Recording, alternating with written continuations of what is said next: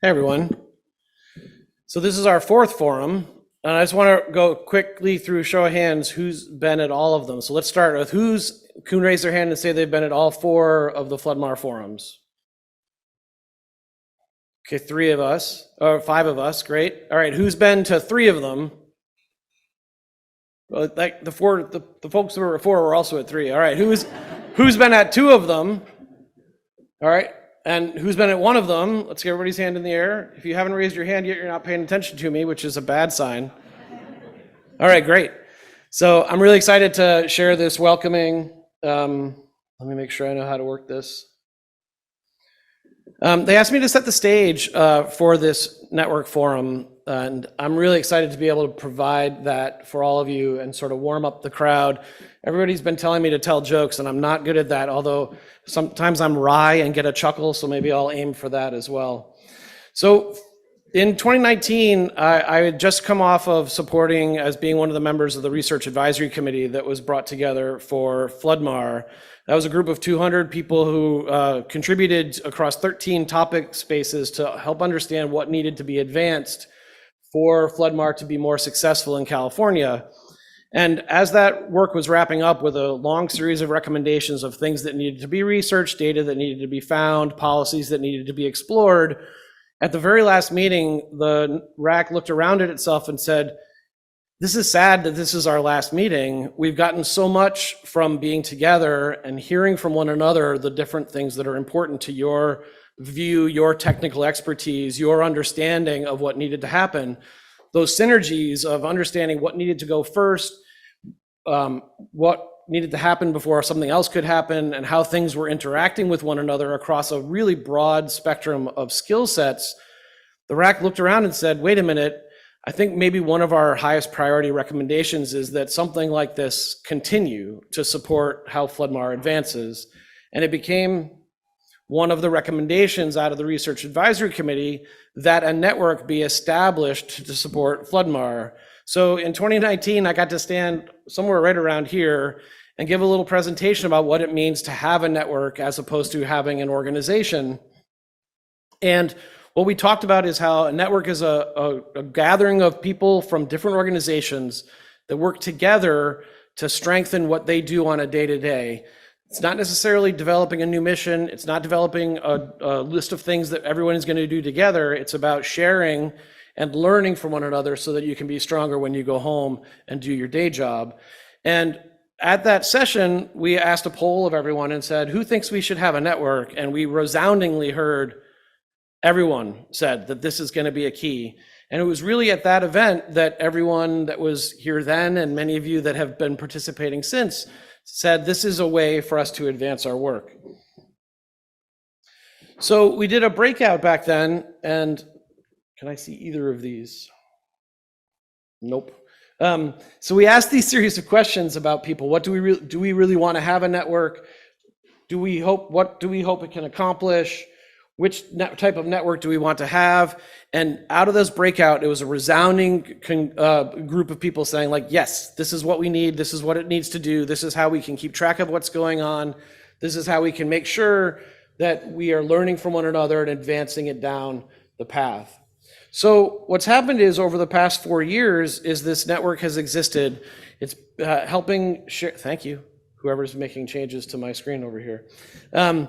So for the last 4 years now, this network has been in existence, and I've been really proud to be invited to help support the network and coordinate it amongst the team of us that have been doing that. And it's really been inspiring to watch everyone come together in this space of saying, I'm not here because I need you to do something for me. I'm here to teach. I'm here to give something so that you can be benefiting from it. And by everybody showing up and saying, here's my give, everyone else is going to get more gets than they're giving, right? It's the perfect blend of this. And the network has been an extraordinary success. It boasts over 430 participating people, which is it's a big enough. It surprised all of us when we actually went and said, I kind of need to make a slide with the number of people on it. And they said 430. And I was actually surprised. It's a really extraordinary accomplishment. There's projects, policies, programs, and all sorts of things that are happening in the state that may otherwise not have happened if it weren't for the network helping gather and rally and build partnerships. And this work of us all together, giving and getting, improving the outcomes that we were trying to achieve on our own and strengthening our ability to move this program forward and the benefits that it provides has been a real accomplishment for the past 4 years. Through the pandemic, of course, too, right? So the ability for this group to come together and stay together, even though we actually couldn't be together, is a key. It's been a pretty extraordinary. And everybody always says it's nice to put a face to a name when we get back together in person, but like that's actually easier online. Is that just me? Like, because online you're like, there's the face, there's the name right next to it. Like here, it's harder, right?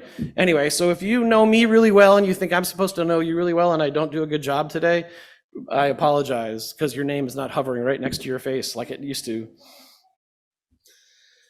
So there's a celebration paper that was intended to be ready for today, but it's not quite ready for today, but very soon on the Floodmar network website and available for people to spread around. We've got a sort of a journalistic celebration paper. And it's really drawn from when the coordinating committee started working on this event and saying, like, this event is actually a celebration of all that has been accomplished. We have the 4 years of the network. We have the 4 or 5 years of accomplishments since the white paper. We have decades of accomplishments of the work that was going on before the coordination started happening. The trajectory from the 2018 white paper from the department and with sustainable conservation and others to the executive order that happened last year in response to the wet season, that 5 years is an extraordinary tale of accomplishments and change. It was a group of people that were properly poised to advance things that needed to be advanced when opportunities to advance them came along. And that's really testament to what the network and all the members were able to accomplish. So this celebration paper is due soon, and we're really excited. My colleague and I have been working on it, and we've had reviews from the coordinating committee. It'll be available on the website, I hope, in a couple of weeks for everyone to be able to work with it and spread it around, because I think what the network has accomplished and the advancement of Floodmar is a story worth telling. What's really exciting is that I'm stretching a little, Megan, because I'm curious if Carla's arrived, or do we have a plan? Awesome. All right, I'll stop stretching. So one of the things also to share is that the success of the network is not invisible to others, and the ability for a group of people to gather in this way to support one another has really caught the attention of others. And if you look at the California Water Plan Update 2023, the draft, which I know public comment closed about a week and a half ago, in it has the idea of networks working at watershed scales to advance sustainability through the management of water and land resources. But it really is leaning into this idea that we don't need new organizations at the scale of watersheds. There are many of those. We don't need new collaborations at the scale of watersheds, because there are many of those.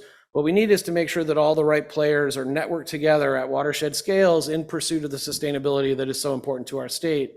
It's really exciting that myself and a few others contributed to a paper that is a supporting document that's on the California Water Plan that was about the story of how the Floodmar network came to be and the facilitation strategies that really supported all of you inventing what you have become.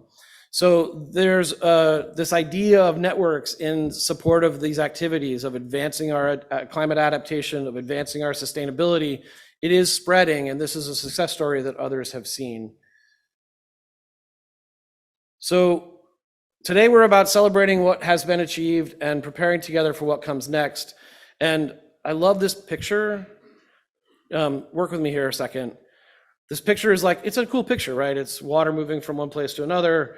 But if you actually, again, everyone in this room and online knows this picture, in this picture is land policy, water rights, it's financial picture, it's an agricultural picture, it's a collective action picture. This picture has hiding in the dynamism of this picture are all of the things that have been grappled with by this network and others to allow things like this to spread across the state, to solve one problem with another. We're flooded in winter and we're dry in the summer, and we have a need to replenish our groundwater. So solving our groundwater deficit with our floods is climate adaptation at its best, and the adaptive strategies of creating a network and working together to make a dynamic picture like this possible, and not just possible in one instance, but all over, is something that's climate adaptation at its core.